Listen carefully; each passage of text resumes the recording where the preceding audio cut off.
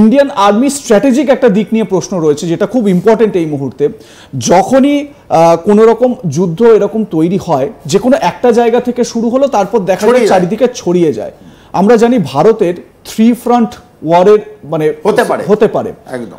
এবার যদি সেই রকম হয়, মানে পাকিস্তানের সঙ্গে শুরু হলো যুদ্ধ, এবার সেটা যদি 3 ফ্রন্টে গিয়ে দাঁড়ায়, তাহলে ভারত কি পারবে at a time simultaneously 3 front ওয়ারে যেতে?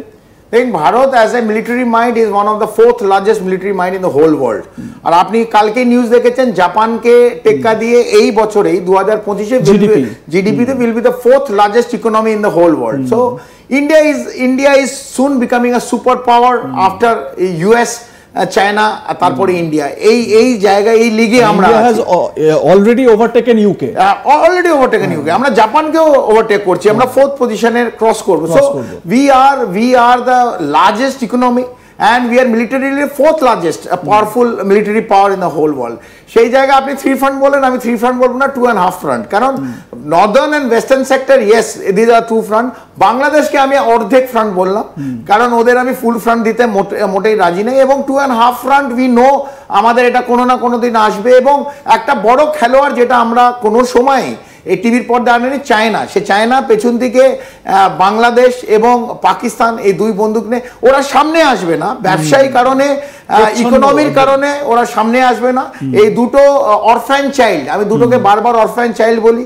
একটা বাংলাদেশ অরফ্যান চাইল্ড, মানে ওদের মা বাবা নেই কেউ, আর একটা হচ্ছে পাকিস্তান, কারণ পুরো বিশ্ব ওদের ছেড়ে দিয়েছে। তো একজন দূর থেকে কেউ দেখাশোনা করছে এই 2 অরফ্যান চাইল্ডদের, অনাথ দুটো ছেলে আর মেয়ে, কোনটা মেয়ে কোনটা ছেলে নিজেরা বুঝে নেবেন।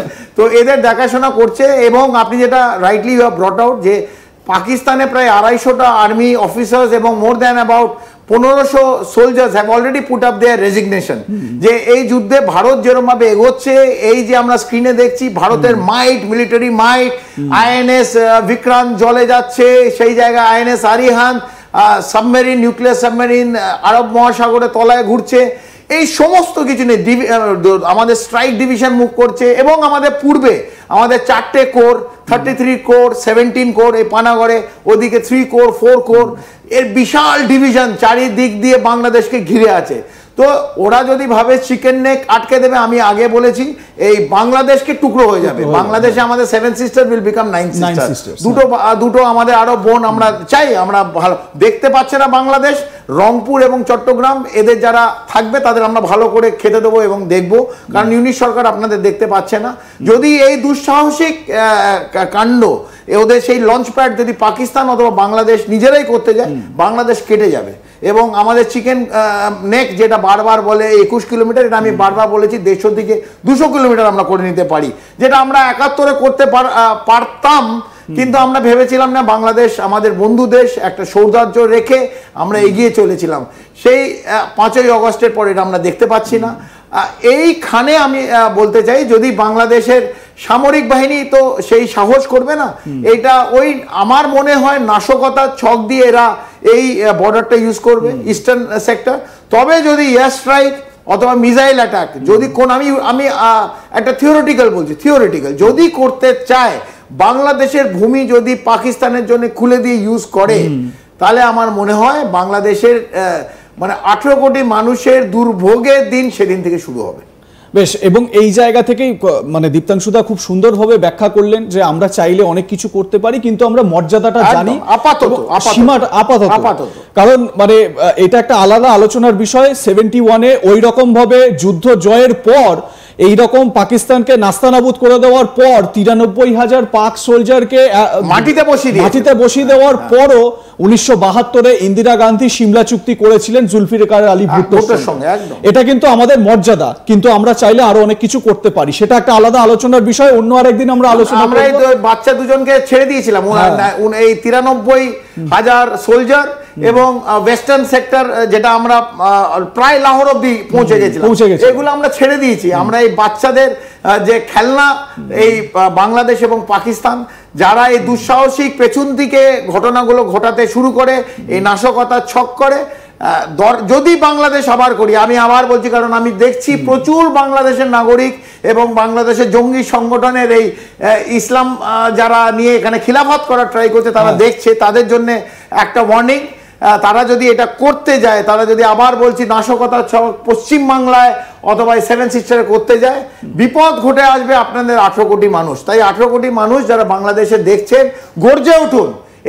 এই যারা মৌলবাদী সংগঠন, যারা জঙ্গি সংগঠন, বিশেষ করে তার পেছনে যে মাথা মোহাম্মদ ইউনূসের উপর, আপনাদের কিন্তু আওয়াজ তোলার সময় এখন এসে গেছে। একদমই। আর এই জায়গা থেকেই আপনি চীনের কথাটা খুব সুন্দরভাবে সামনে এনেছেন। চীন কত বড় প্লেয়ার। চীন সবসময় প্রচ্ছন্ন একটা যুদ্ধ, ছায়া যুদ্ধ চালিয়ে যেতে চাইবে, দুটো দেশের মধ্যে যাতে অশান্তি থাকে সেটা চাইবে। এবং স্বাভাবিকভাবে যখন এই রকম একটা পরিস্থিতিতে আমরা আলোচনা করছি, সাম্প্রতিক একটা খবর, সেটা হচ্ছে গিয়ে চীনের বিদেশমন্ত্রী তিনি পাকিস্তানের মন্ত্রীর সঙ্গে কথা বলেছেন এবং তিনি বলেছেন যে এটা কি হয়েছে, এটার প্রপার ইনভেস্টিগেশন করুক পাকিস্তান। কোন রকম ভাবে চীন এই পেহেলগাম অ্যাটাককে নাকি সাপোর্ট করছে। একদম। তার মানে এটা কি ধরে নেওয়া যায় যে ইস্টার্ন ফ্রন্ট, যেটা মানে বাংলা চায়নার জন্য আমাদের কাছে একটা বড় চিন্তার বিষয়, সেটা কি সেই চিন্তাটা? আমার মনে হয় চায়না যা করবে, আবার বলছি, পর্দার পেছন থেকে করবে, সামনে কিছু করবে না। আজকে পাকিস্তানের পুরো আর্মামেন্ট আর ধরুন যে ফাইটার জেটস আছে, পুরোটা চাইনিজ মেক। এগুলো কোনোটা যুদ্ধে টেস্ট হয়নি, এবার হবে। 71-এর পর এরা সব এগুলো কিনেছে। তো চাইনিজ অরিজিন অস্ত্র শস্ত্র, তার লঞ্জিভিটি কি, আমি কাউকে ছোট করতে চাই না, এটা দেখতে হবে, আমরা জানি না। কিন্তু আপাতত আমাদের কাছে যে খবর, যে চাইনিজ ট্যাঙ্ক অথবা চাইনিজ আর্টিলারি গান যেগুলো মুভমেন্ট করেছে, তার প্রায় 20 থেকে 25% এগুলো কিন্তু ব্রেকডাউন ইন বিটুইন হয়েছে। এবং তারা চায়না থেকে, যে আপনি বলেন কথোপকথন, এর মধ্যে একটা কথা হয়েছে যে স্পেয়ার চাইছে। এদের অনেক স্পেয়ার নেই, কারণ এদের ইকোনমি অবস্থা পাকিস্তানের খুব খারাপ, স্পেয়ার কেনার টাকা নেই। এবং চাইনিজদের কাছে হাত জোর করে ভিক্ষার ঝুলি চলছে যে স্পেয়ার। তার সঙ্গে সঙ্গে এয়ারক্রাফট, আমরা জানি J-70, এই শাহবাজ শরীফ তিনি $1.4 বিলিয়ন চীনের কাছে সাহায্য চেয়েছে এই সময়, আমি জানি এটা, ওই জন্য আমি বললাম। এবং J-10, এই দুটো এয়ারক্রাফটেরও স্পেয়ারস তারা চেয়েছে, দুটোই চাইনিজ এয়ারক্রাফট। কতটা এয়ার ওয়ার্দিনেস, এটা ফ্লাইটে, এয়ার স্পেসে কতটা করতে পারবে অ্যাজ এ ফাইটার জেট, দেখতে হবে।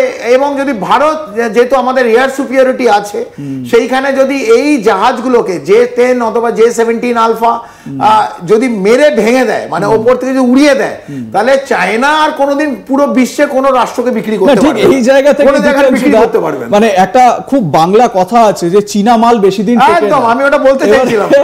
এবারে যাই হোক, মানে শুধু এটা চীনা মাল বলে ব্যাপারটা নয়। এখন মানে এরকম বিড়ম্বনা যে আমেরিকারও একটা নির্দেশ আছে পাকিস্তানের ওপর যে তুমি F-16 এরকম ভাবে ইন্ডিয়ার ওপর এগেইনস্টে চালাতে পারবে না। তার আরেকটা কারণ আছে, কারণ আপনার মনে থাকবে অভিনন্দন বর্তমান